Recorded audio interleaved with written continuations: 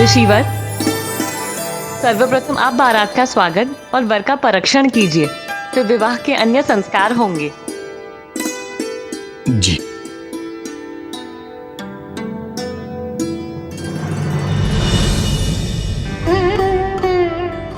मैं भी बाहर जा रही हूँ। अब आप इस स्थान से महादेव को निहार सकती हैं।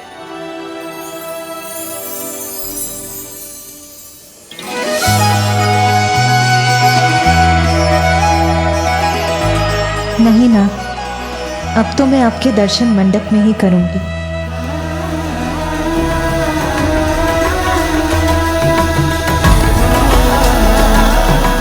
उमा, मैं आ गया।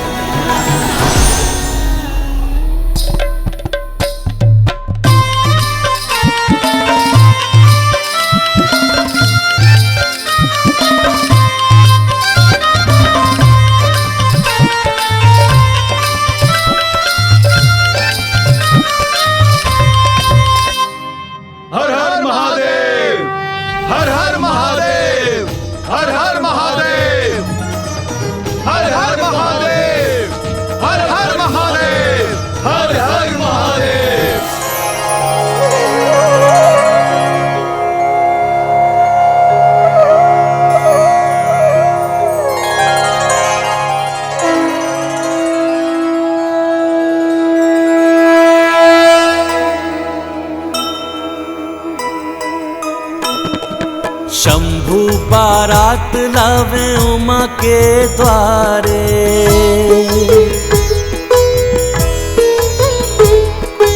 लक्ष्मी और देवी जाके आरती उतारे।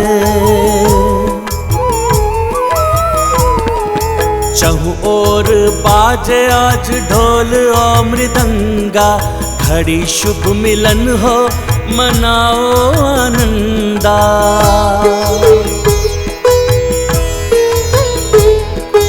पितृबन कात्यायन करे सम्माना, महादेव की दृष्टि उमा पर ही ध्याना। कार्तिकेय संग गजानन बुद्धि लगावे, क्षण भर में कैसे तरस माता पावे।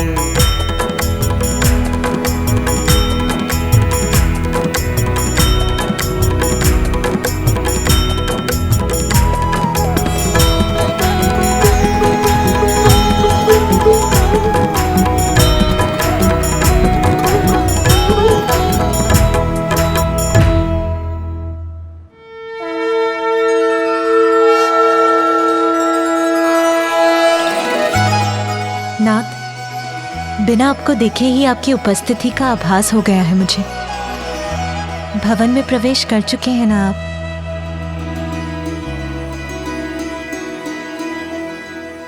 ऋषिवर, ये आपकी पुत्री के लिए विवाह के वस्त्र और आभूषण हैं। जी प्रभु, इसे मैं अभी देवी पार्वती के पास पहुंचाता हूँ।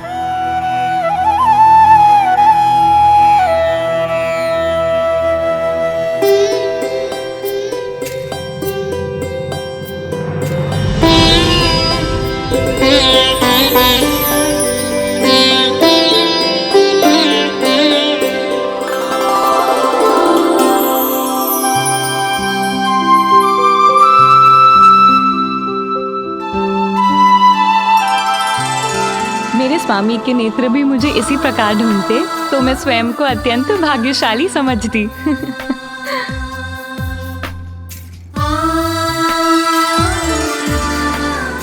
मामी जी, आप भी तो देखिए मामा जी को, कितने सज्जित होकर आए हैं आपके लिए।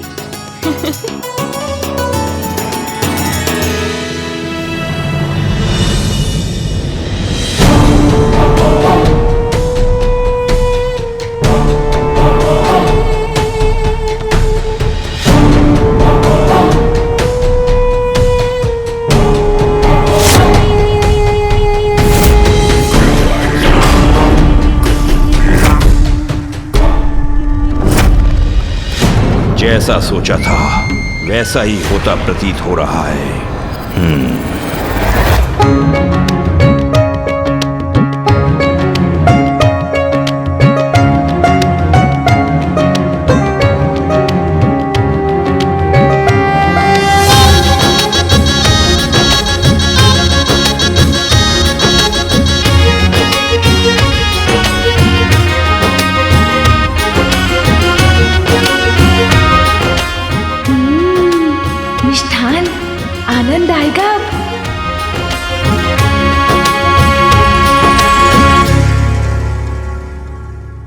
गणेश, यदि हम माँ से भेंट कर पाते तो कितना आनंद आता ना।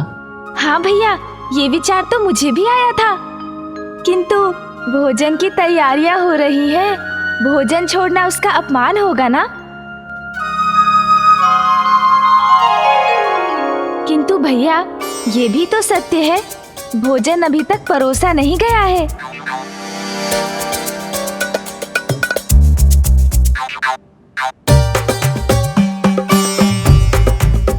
हाँ, अर्थात यदि हम अभी उठकर गए तो हम भोजन का अपमान नहीं करेंगे, क्योंकि हमारे थाल तो भोजन से रिक्त हैं।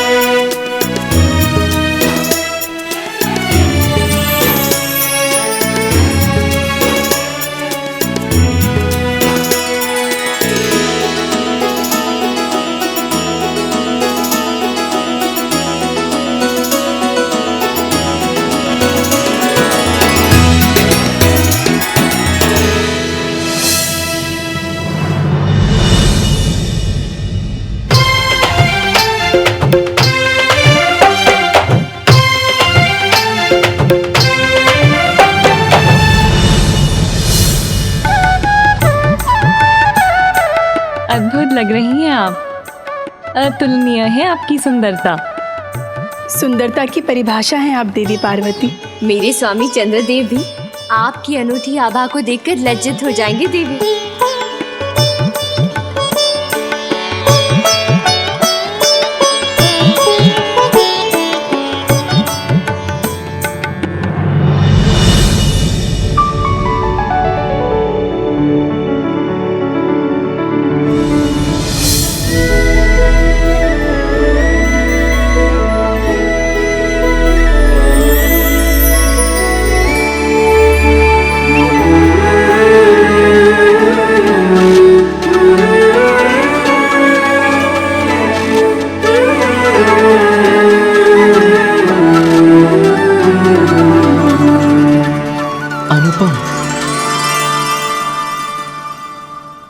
प्रभु, अल्प आहार प्रस्तुत है, ग्रहण कीजिए।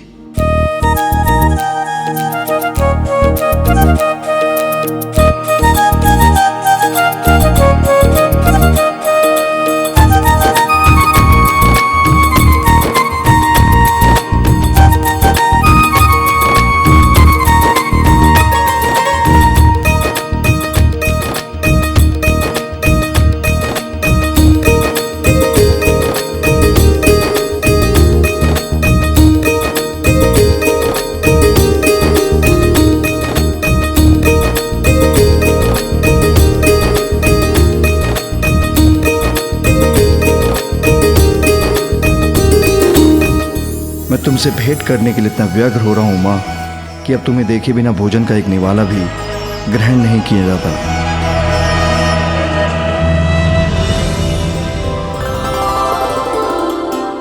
प्रणाम माँ।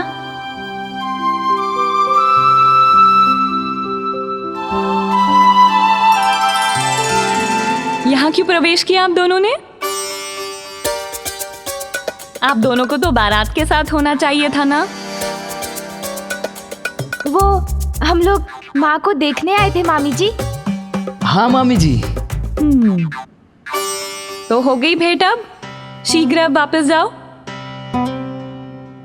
पुत्रों, मैं भी तो शीघ्र वहीं आने वाली हूँ, इसीलिए तुम दोनों अपने पिताश्री के साथ वहीं मेरी प्रतीक्षा करो।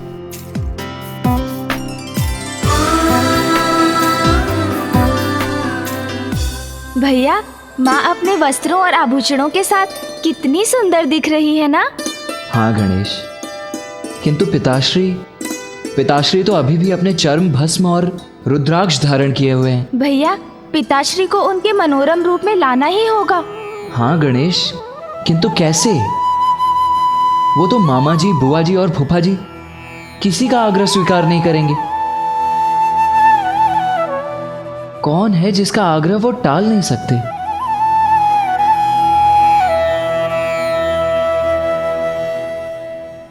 माँ।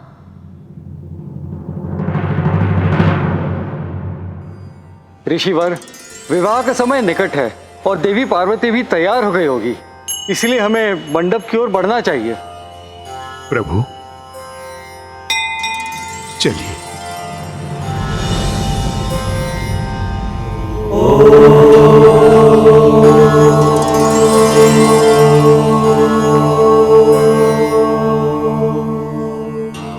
पिताश्री,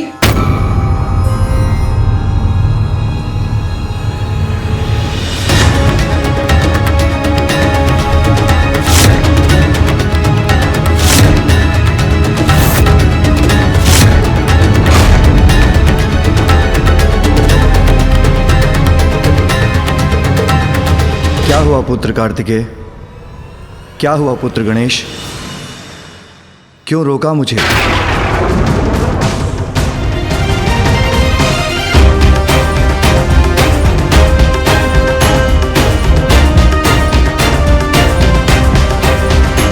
पिताश्री, वो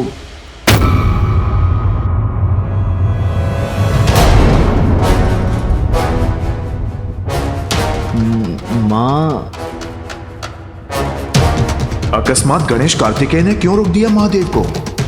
क्या कार्तिकेय? पिताश्री, वो माँ आपसे भेंट करना चाहती हैं।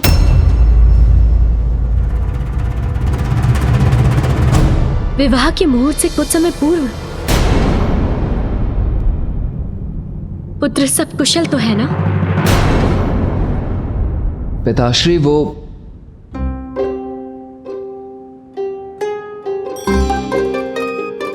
माँ ने कहा है कि विवाह से पूर्व वो आपसे भेंट करके आपसे कुछ कहना चाहती हैं।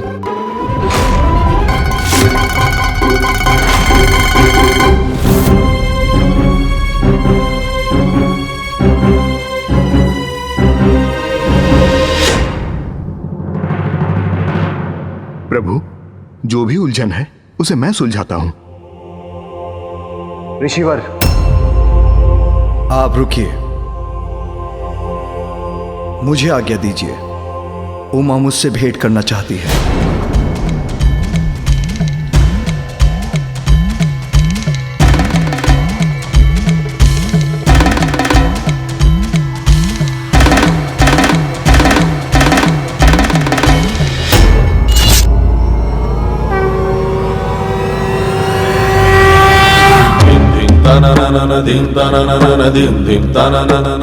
ऐसा क्या है जो उमा अभी कहना चाहती है?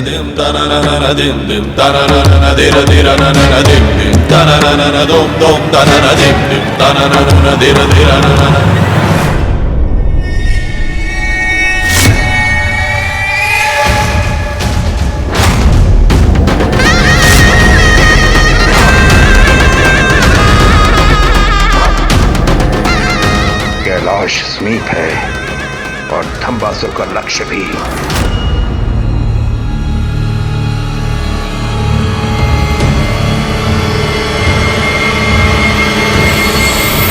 वहीं रुक जाइए नाथ। उमा, विवाह के पूर्व वर और कन्या का एक दूसरे को देखना उचित नहीं है ना।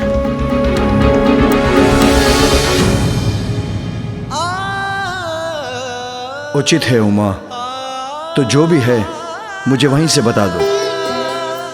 किंतु आपको मुझे एक वचन देना होगा नाथ। मैं जो कहूंगी उसे आप अवश्य पूर्ण करेंगे।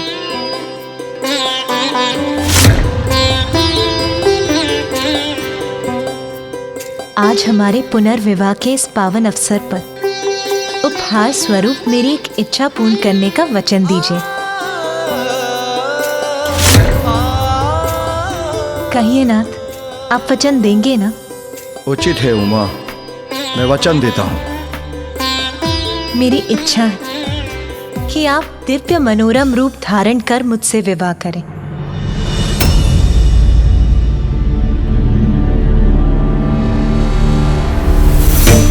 दिव्य मनोरम रूप? उमा, तुमने ये क्या मांग लिया?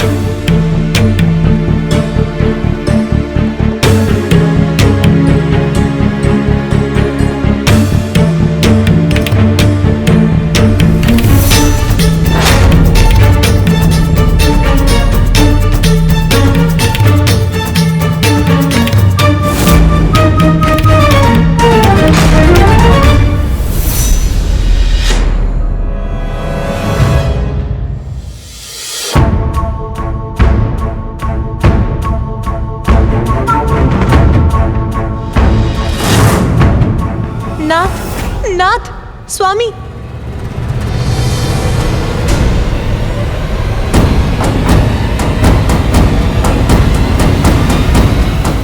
स्वामी, स्वामी, ये क्या हो गए? स्वामी मुझसे रुष्ट तो नहीं हो गए?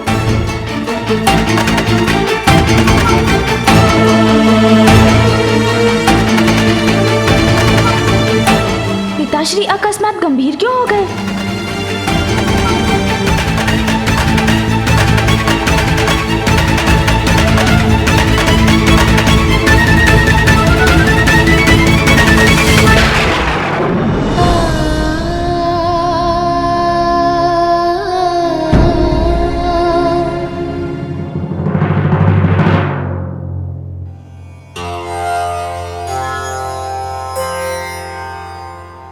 मुझे चिंता हो रही है। महादेव को इतना समय क्यों लग रहा है? कदाचित मुझे स्वयं जाकर ही देखना चाहिए। नहीं देवी लक्ष्मी, महादेव और देवी पार्वती के मध्य जो भी है उसका हल वो स्वयं ढूंढ लेंगे।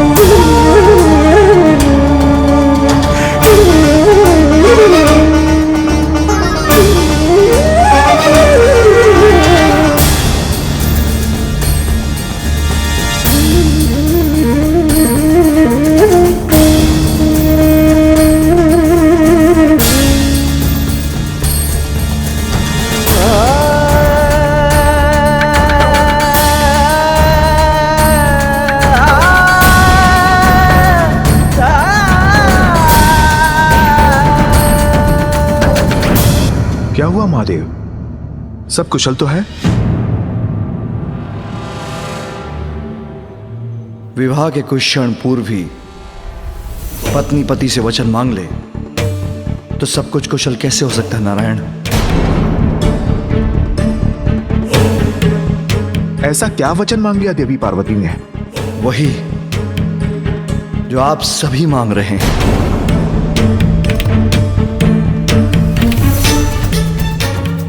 मेरे दोनों पुत्र मांग रहे हैं मेरा मनोरम रूप।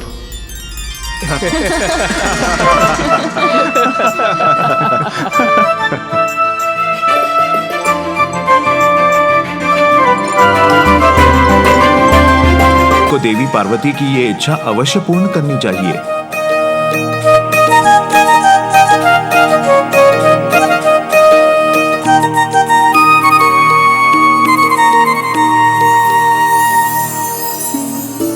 पिताश्री, हमसे कोई भूल हुई हो तो क्षमा करें। पुत्रों, पिता हूं तुम्हारा, परिहास करना मुझे भी आता है।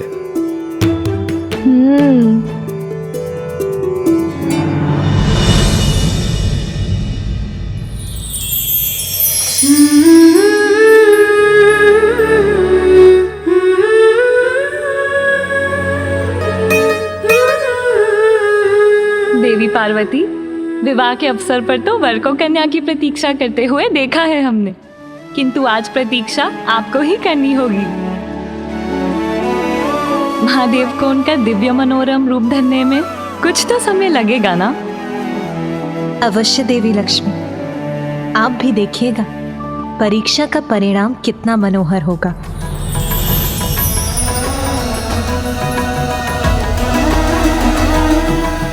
ना, आपके दिव्य मनोहर रूप को देखने के लिए मैं सदियों तक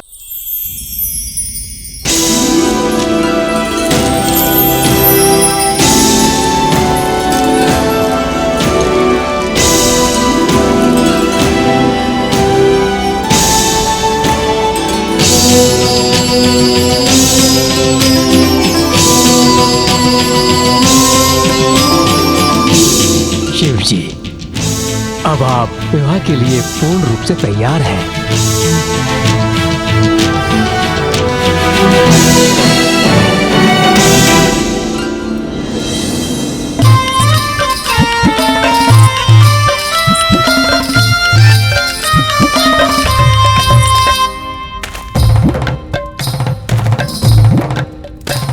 हो जब शिव बाबा करें तैयारी कह के सकल समान हो, दाहिने अंग त्रिशूल विराजे नाचे भूत शैतान हो।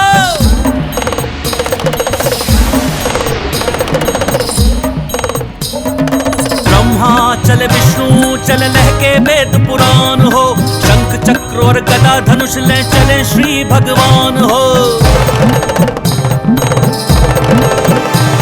और बंठन के चले बम्बोला लिए भांग धतूर का गोला, बोले ये हरदम चले लड़का पराएंगे, भभूति लगाएंगे और की सजाएंगे ना।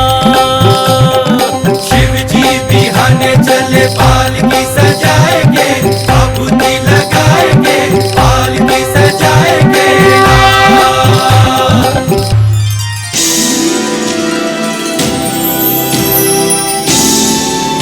पिताश्री,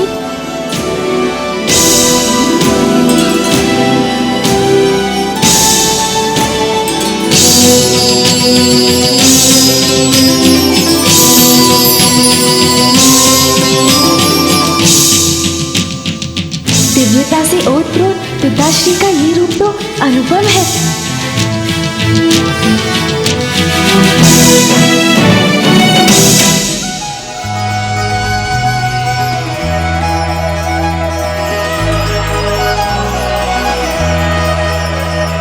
सूरज संचम के माथे पर कुमकुम का मंगल टीका, ऐसी शोभा देख के सृष्टि का लगता हर रंग फीका। केशों के जुड़े भी सजाए, प्रकृति की सारी ऊर्जा तब सिनी कैलाशपति की पार्वती है ये गिरिजा, पार्वती है ये गिरिजा। शक्ति आनंद भवानी। अद्भुत है आपका ये मनोहारी रूप नाथ।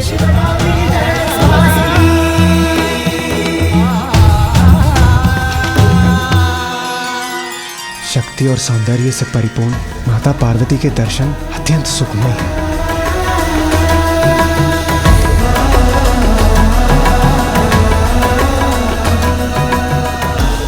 आइए, आप दोनों अपना स्थान ग्रहण कीजिए।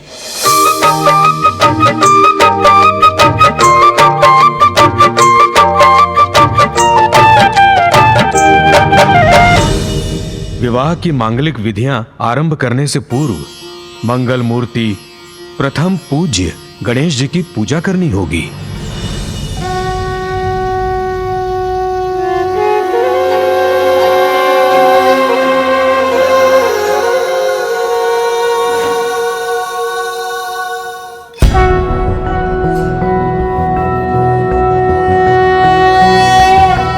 ओम नमस्ते गणपते त्वमेव प्रत्यक्षं तत्त्वमसि त्वमेव केवलं कर्तासि त्वमेव केवलं धर्तासि त्वमेव केवलं हर्तासि त्वमेव सर्वं खल्विन्दं ब्रह्मासि।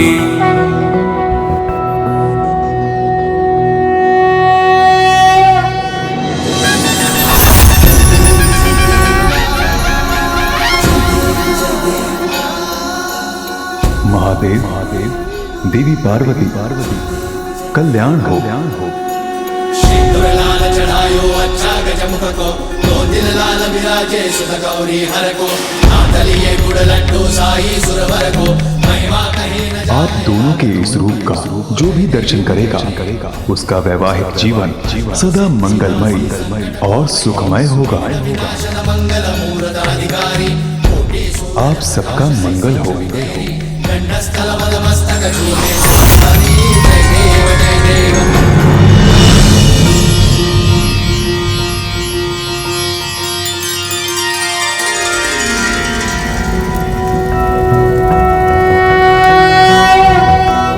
पटांबर परिधानां नानालंकारभूषितां सिंहस्थितां पद्महस्तां कात्यायनसुते नमोस्तुते। परमां पदमयि देवी परब्रह्म परमात्मा। स्वामी, मेरी प्रतीक्षा सार्थक हुई जो आपके इस मनोरम रूप के पुनः दर्शन हुए। उमा, सर्वप्रथम मैंने ये रूप तुम्हारे लिए धारण किया था और तुम्हारे लिए अपना रूप मैं बारंबार धारण करूंगा।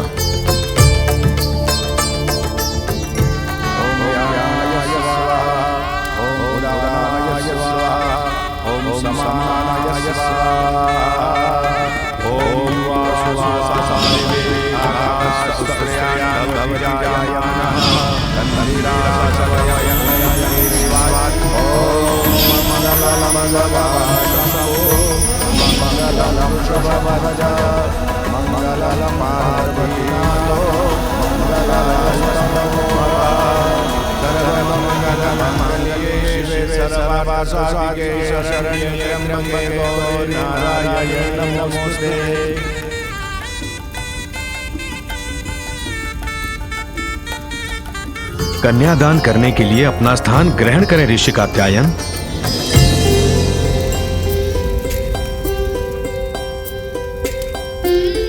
कन्यादान का संकल्प कीजिए।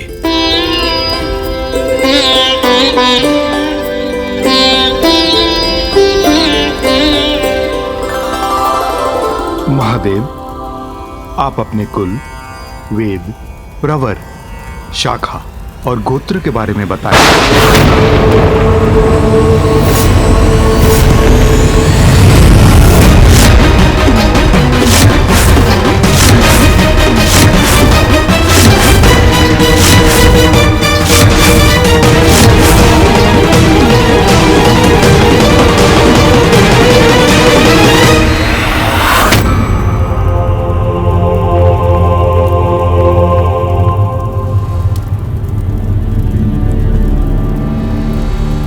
ऋषिवर, ये कैसा प्रश्न पूछ रहे हैं आप पिताश्री से? कितने यत्नों के पश्चात तो मां से विवाह के लिए तैयार हुए हैं। यदि उनका क्रोध पुनः जागृत हो गया तो उन्हें शांत कराना अत्यंत कठिन हो जाएगा।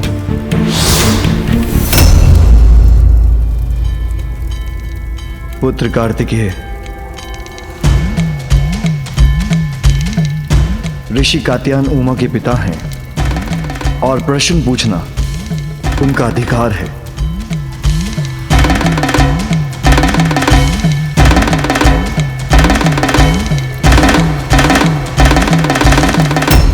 पुत्र गणेश, इनके प्रश्नों का उत्तर दे दो। जी पिताश्री। ऋषिवर जो अजन्मे हैं, आदि अनंत हैं, सृष्टि के कण कण में जो विद्यमान हैं, जिनसे सभी जीव जीवन पाते हैं और प्रलय काल में जिनमें सभी लीन हो जाते हैं, उनका कोई गोत्र, प्रवर, कुल, नाम, शाखा कहाँ हो सकते हैं? जो वेदों के सार हैं, वो कैसे कोई एक वेद से बन सकते हैं? महादेव का तो कोई रूप ही नहीं है। वो तो प्रकृति से परे, निर्गुण, परम ब्रह्म परमात्मा है, निराकार निर्विकार मायाधीश एवं परात्पर है। इसलिए वो गोत्रहीन होकर भी उत्तम गोत्र और कुल वाले हैं। महाशक्ति जगत जननी के तप के कारण जो आज आपके जामाता बन रहे हैं, वे स्वयं कई कुलों के आदि हैं। किंतु ऋषिवर, अभी भी आप उनका गोत्र जानना ही चाहते हैं तो सुनिए। सगुण महादेव का गोत्र और नाद इनका कुल है। नाद शिवमय है और शिव नादमय।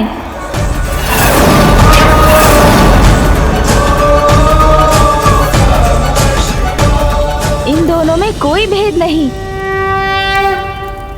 क्षमा करें प्रभु, किंतु संकल्प हेतु पूछना अनिवार्य था और इसका लाभ भी हुआ। प्रथम पूज्य मंगल मूर्ति श्री गणेश जी के मुख से आपकी महिमा का गुणगान सुनने का अवसर जो मुझे प्राप्त हुआ। जय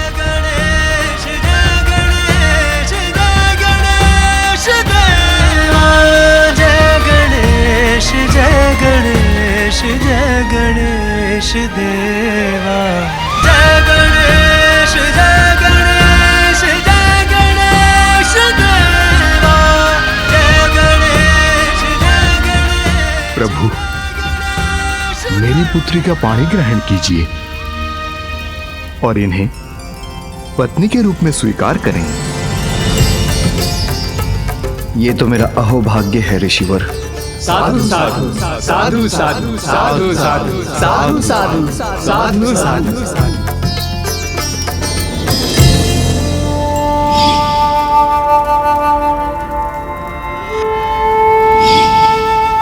पिताश्री, आपको कन्यादान का सुख भी अवश्य प्राप्त होगा। आपने अपना वचन निभाया जगत जननी, ये आप ही की लीला है। मैं धन्य हुआ माँ, मैं धन्य हूँ। मैं आपकी पुत्री बनी, ये तो मेरा भी अहोभाग्य है ऋषिवर।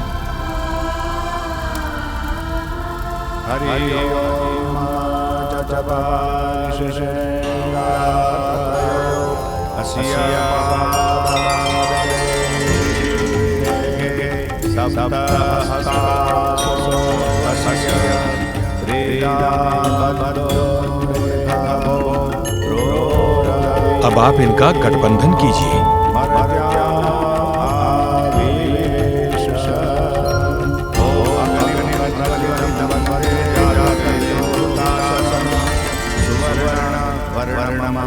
अब फेरों के लिए आप दोनों खड़े हो जाएं।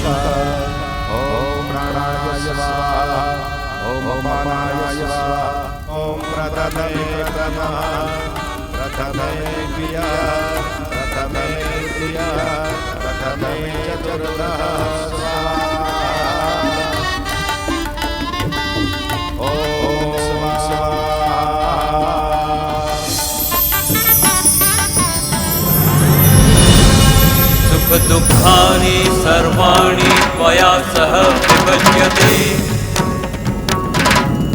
यत्तत्त्वविहितम् यास्यामि अपारपुत्रहरिदम्,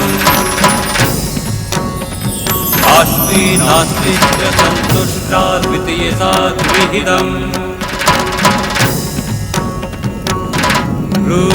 भक्तिरता नित्यं सदैव प्रियभाषिणी, भविष्यामि पदेच्चैव तृतीयसा प्रविहितम्।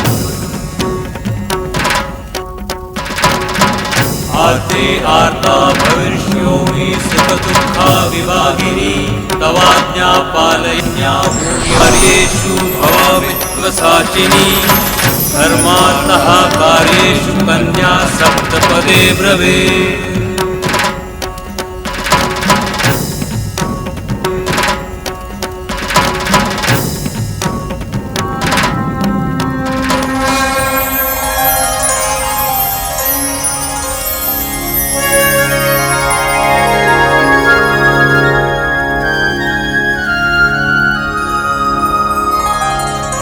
अब सिंदूर दान का समय हो गया है महादेव।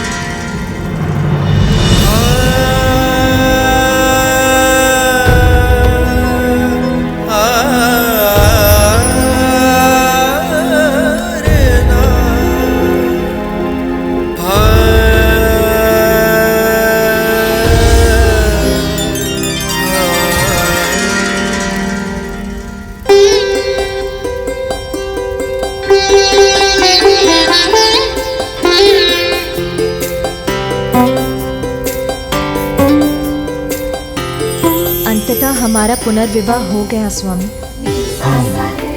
हम दोनों की प्रतीक्षा अब समाप्त हुई। आपको पुनः पति रूप में पाकर मैं धन्य हो गई नाथ। धन्य तो तुमने मुझे किया उमा, मेरे अपूर्ण जीवन को पूर्ण करके।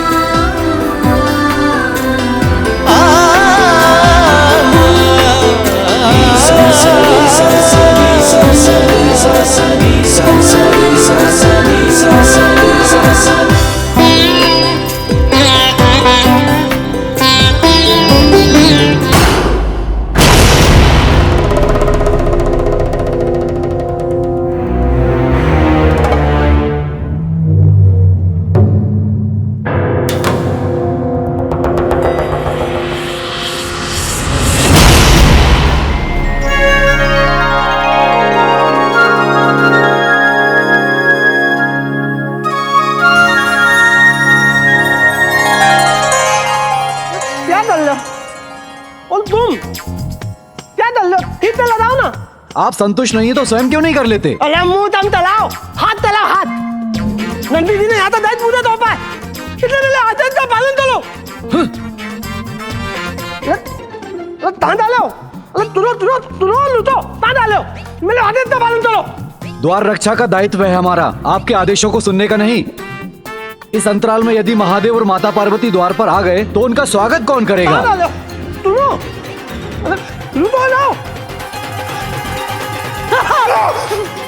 तुम मेरा उतार देख ले, उनका ताल दे दो, इन दोनों तो मैं दे दूंगा।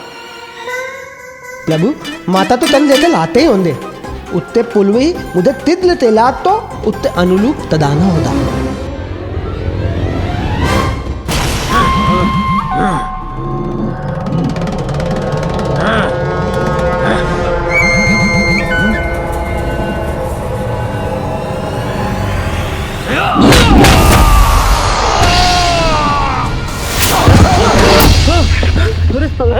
क्या हुआ? उठो।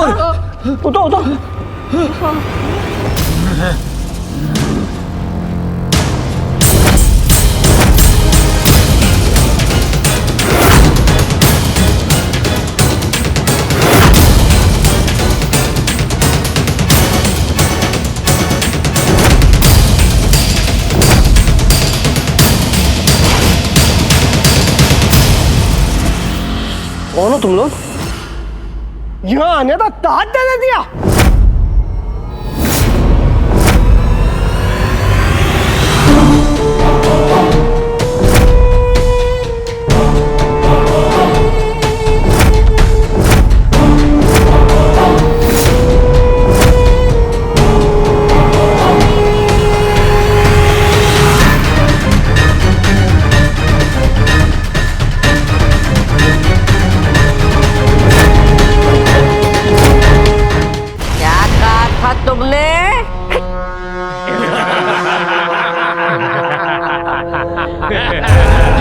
इन्होंने कहा नहीं, पूछा कि तुम दुष्टों ने यहाँ आने का साहस कैसे किया? जानते हो किसका निवास है ये? निवास किसी का भी हो, किंतु इस समय तुम मोर गणों के सिवाय मुझे कोई और नहीं दिखाई दे रहा। मूल सामने तुम हो, महादेव का निवास है ये। चले जाओ यहाँ से।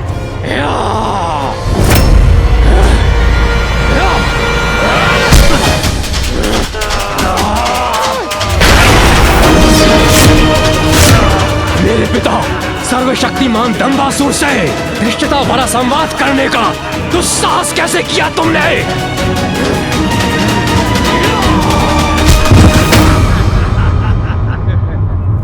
सब कुछ कुशलता से संपन्न हो गया। पुत्र गणेश, ये आनंददायी उत्सव तो तुम्ही ने प्रस्तुत किया है, उसके लिए तुम्हें शत शत धन्यवाद। अब कैलाश लौटने का समय आ गया है माँ। कैलाश आपकी प्रतीक्षा कर रहा है माँ। मैं भी कैलाश लौटने के लिए अत्यंत व्याकुल हूँ। हाँ माँ, आपके लौटने से कैलाश की शोभा पुनः लौट आएगी। सुनो मूर्खगणों, अब ये दंबासुर का निवास है, दंबासुर का।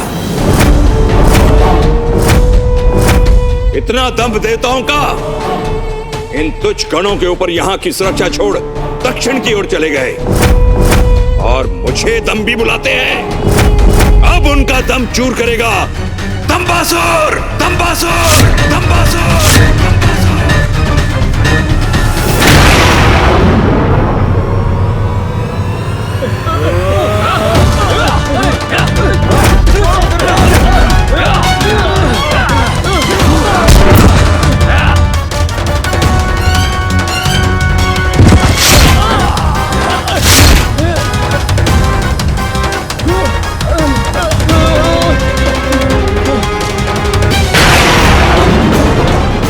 से कैलाश मेरा हुआ।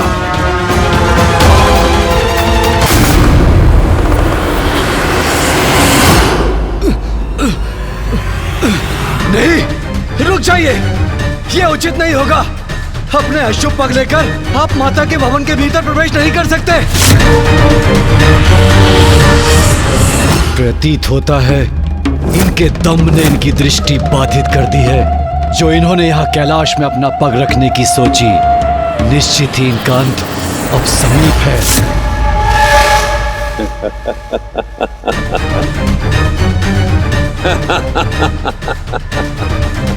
विनाश होगा इस दुष्ट का, सर्वनाश होगा।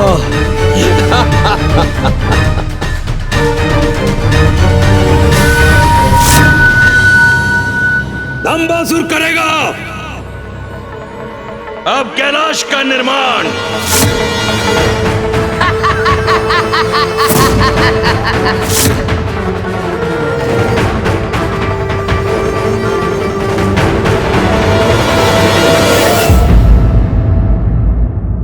हर हर महादेव, हर हर महादेव, हर हर महादेव, हर हर महादेव, हर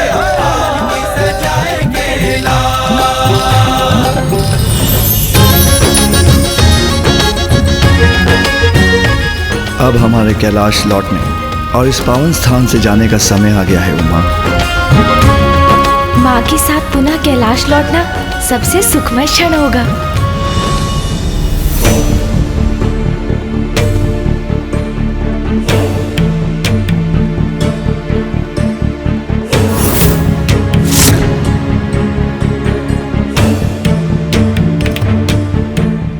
मुझे अभी महादेव तो ये टमाटाल देना होगा।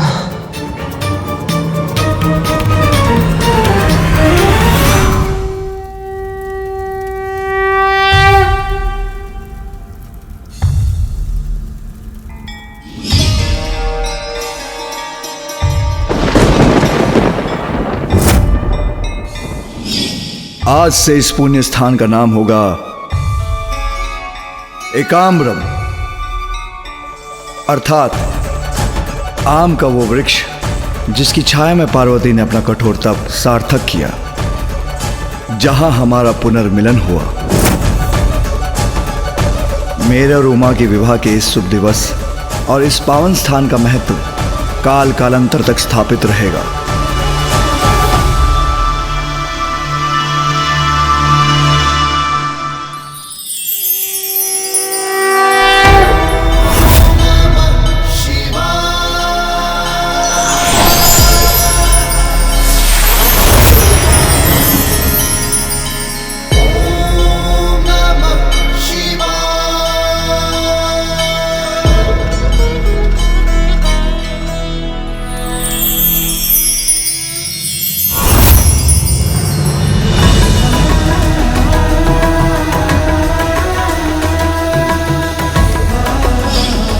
यहां स्थित जिस शिवलिंग की उपासना कर उमा ने मुझे प्रसन्न किया,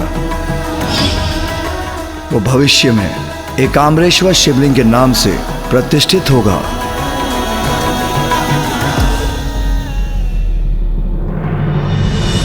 इस रूप में मैं यहां इस तीर्थ स्थल पर अपने भक्तों को दर्शन देकर उनकी मनोकामनाएं पूर्ण करूंगा।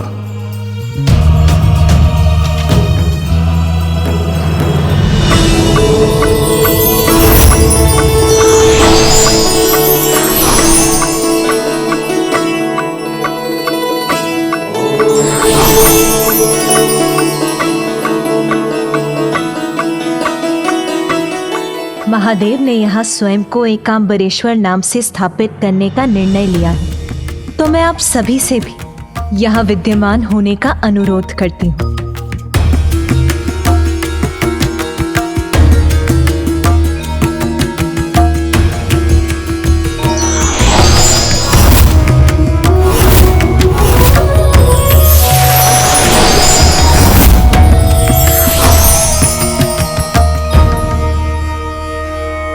माता पार्वती, प्रभु महादेव,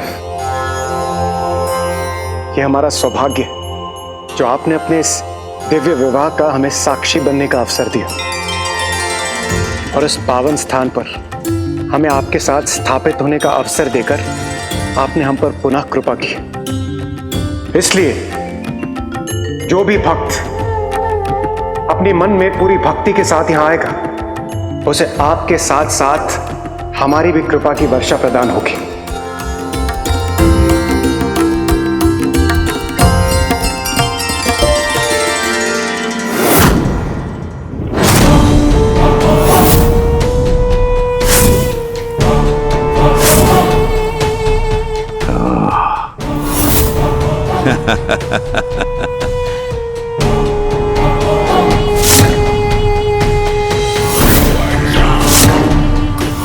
तो ये है वो स्थान जहां महादेव विराजते हैं। अब ये मेरी मुट्ठी में होगा।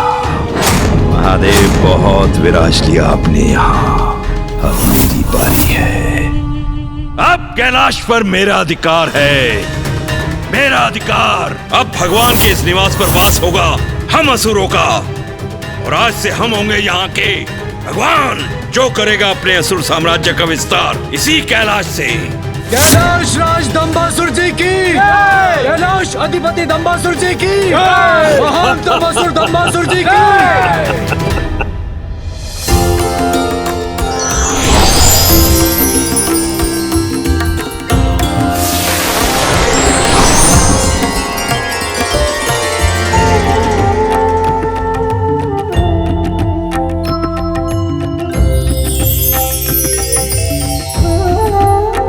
मैं यहाँ वरदराज रूप में स्थापित रहूंगा और अपने भक्तों को दर्शन देकर उनकी इच्छा पूर्ण करूंगा।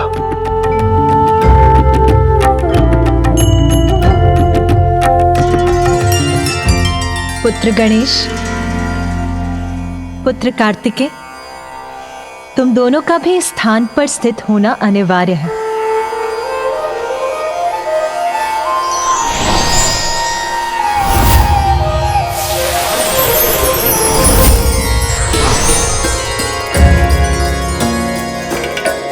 यहाँ पुत्र कार्तिकेय का मंदिर कुमार कोट्टम के नाम से जाना जाएगा।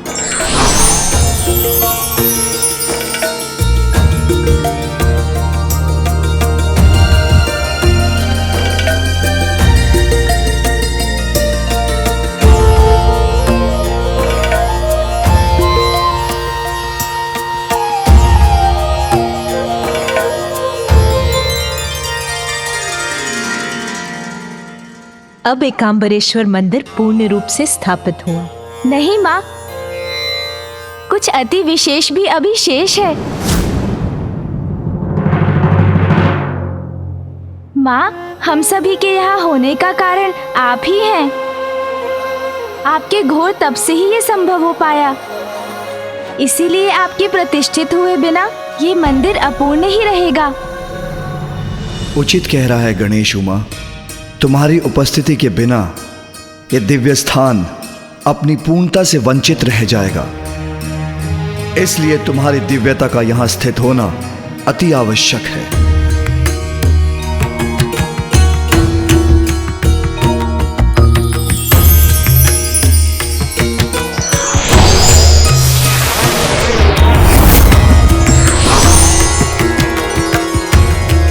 उमा, तुम्हारा ये भव्य मंदिर कांची कामाक्षी के नाम से विख्यात होगा।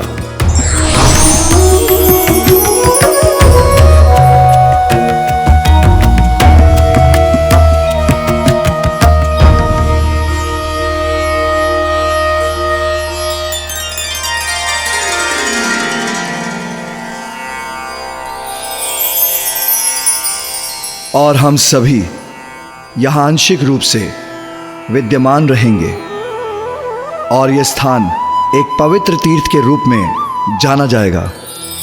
वैसे इस स्थान से एक और भी कथा जुड़ी है जिसका महत्व स्वयं में सर्वोपरि है। ये स्थान पार्वती का शक्तिपीठ तो पूर्व काल से ही है। माँ का शक्तिपीठ अर्थात पिताश्री? इसके पीछे भी एक लंबी कथा है। पुत्र, क्या तुम वो कथा सुनना चाहोगे? जी पिताश्री, कहिए ना। इसका संबंध तुम्हारी माँ के अतीत से है। तुम्हारी माँ देवी पार्वती पूर्व काल में प्रजापति दक्ष की पुत्री देवी सती के रूप में जन्मी थी। देवी सती ने कठोर तप कर मुझे प्रसन्न किया। इस प्रेम और त्याग से अभिभूत होकर हमने फिर विवाह करने का निश्चय किया, किंतु सती के पिता प्रजापति दक्ष पूर्व से ही मेरे वैराग्य और असंसारिक जीवन के विरुद्ध थे। किंतु इसके पश्चात भी मैं और देवी सती विवाह के सूत्र में बंध गए। प्रजापति दक्ष पूर्व से ही हमसे अप्रसन्न तो थे ही, एक दिन आकस्मिक एक घटना ने हमारे जीवन को ही परिवर्तित करके रख दिया। ये प्रसंग उस दिवस का है पुत्र, जब देवी सती कैलाश के उपवन में विचरण कर रही थी।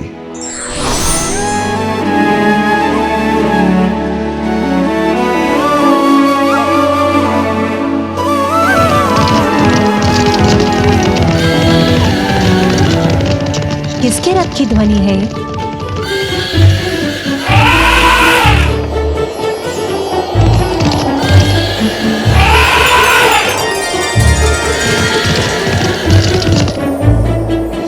इतनी भोर में इंद्रदेव और सूर्यदेव अपनी पत्नियों के साथ कहाँ जा रहे हैं? संभव है उनका भ्रमण करने का मन कर गया होगा।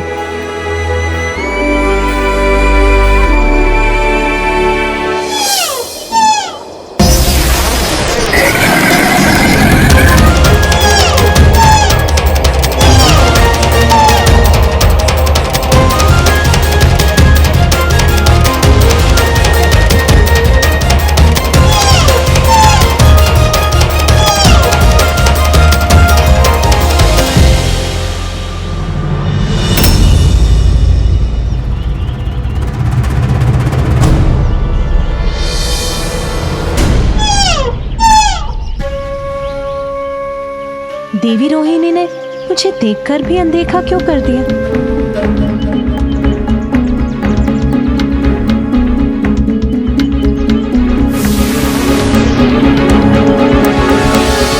सभी देवता, यक्ष, गंधर्व एक ही दिशा में कहाँ जा रहे हैं?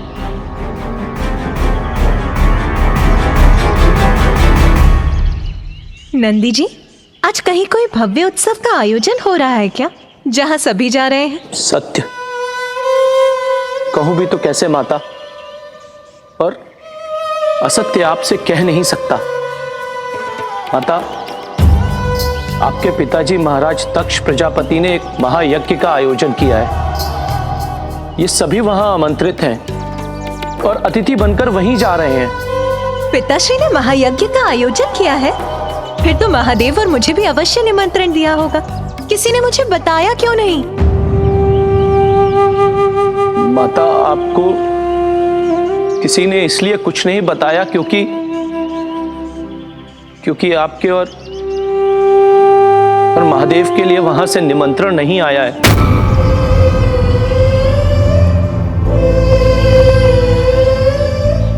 हाँ, तो ये भी उचित है। पिताश्री को अपनी पुत्री को बुलाने के लिए निमंत्रण भेजने की क्या आवश्यकता है? पिताश्री के महायज्ञ में जाना तो पुत्री का कर्तव्य होता है। मुझे महादेव से बात करनी होगी।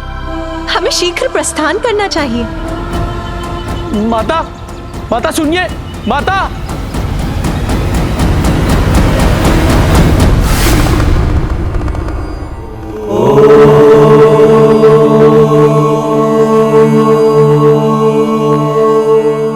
स्वामी,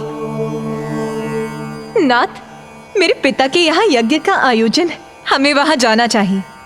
नहीं सती, बिना निमंत्रण कहीं भी जाना अहित को आमंत्रण देना है। तुम्हारे पिता मेरे विरोधी हैं, इसलिए उनका जामाता होने पर भी उन्होंने हमें यज्ञ का निमंत्रण नहीं भेजा, और जहां आपका स्वागत न हो वहां जाना अनुचित है उमा, और उचित यही है कि वह अपना यज्ञ शांतिपूर्वक कर सके। मेरे पिता का निवास मेरा निवास है, वहां जाने के लिए निमंत्रण की आस लगाना अनुचित, अनावश्यक है। स्वामी, पिताश्री के यज्ञ में सभी उपस्थित होंगे। उस विशाल सभा में सभी से भेंट करने का अवसर प्राप्त करने का आनंद आएगा। इसीलिए मेरा आपसे निवेदन है, आप भी चलिए वहां।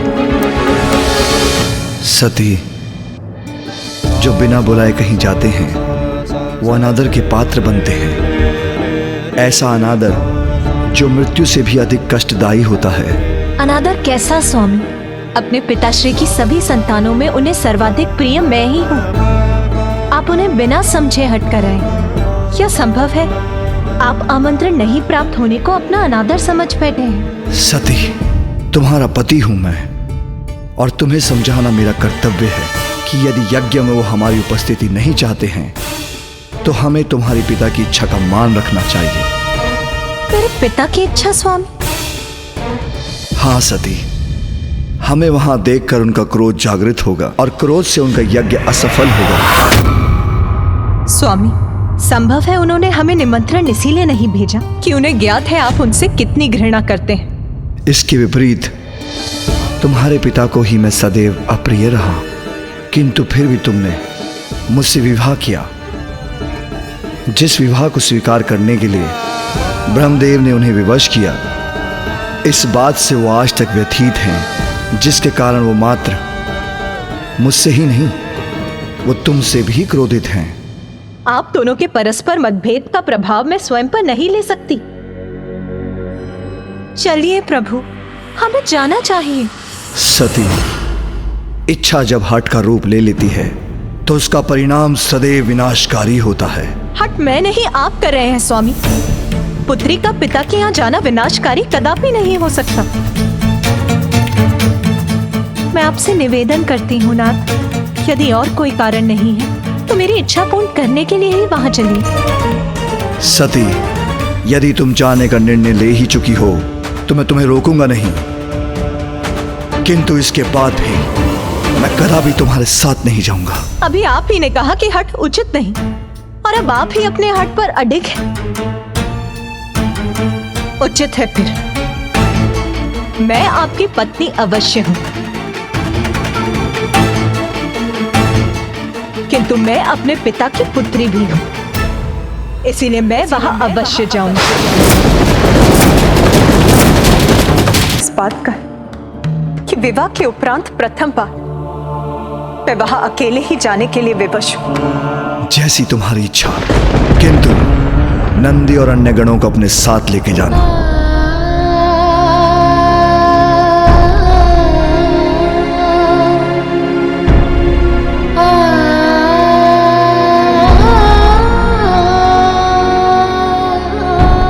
एक बार पुनः विचार कर लीजिए प्रभु। अपने किए पर विचार करने पर विवश तो तुम होंगी सती। वहां जो भी हो, अपना संयम मत खोना। आपके संशय का कारण मैं समझ ही नहीं पा रही हूं। वहां कुछ भी अनुचित घटेगा, इसकी तनिक भी संभावना नहीं है नाथ।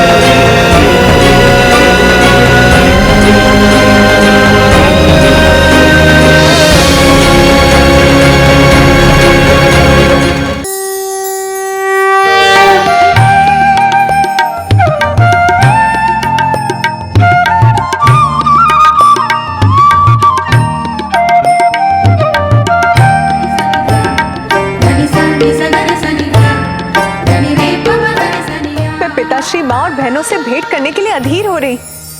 आप यही प्रतीक्षा कीजिए, मैं भीतर जाती हूँ।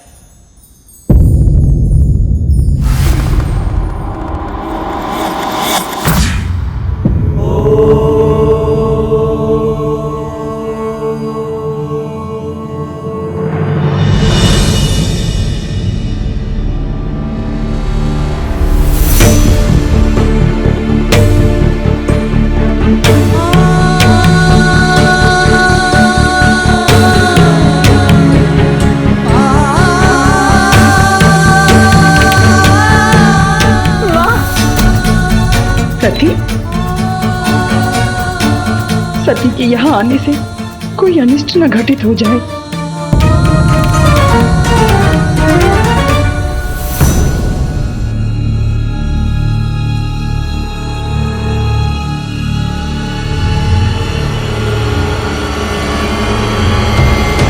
ये सभी मेरी अवहेलना क्यों कर रहे हैं?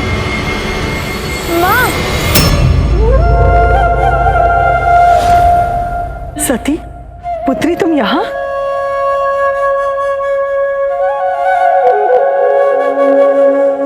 माँ, पिताश्री कहाँ? माँ के मुख पर अचानक चिंता की रेखाएं क्यों उभर आईं?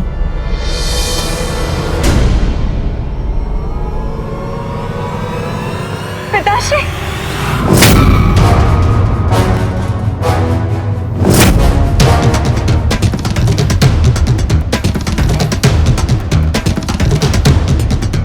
पिताश्री! पिताश्री ने मेरी ओर देखकर अपनी दृष्टि क्यों घुमा ली?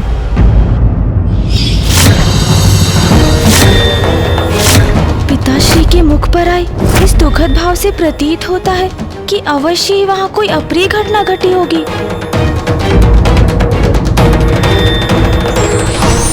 व्यक्ति को अपने स्वाभिमान की रक्षा अवश्य करनी चाहिए।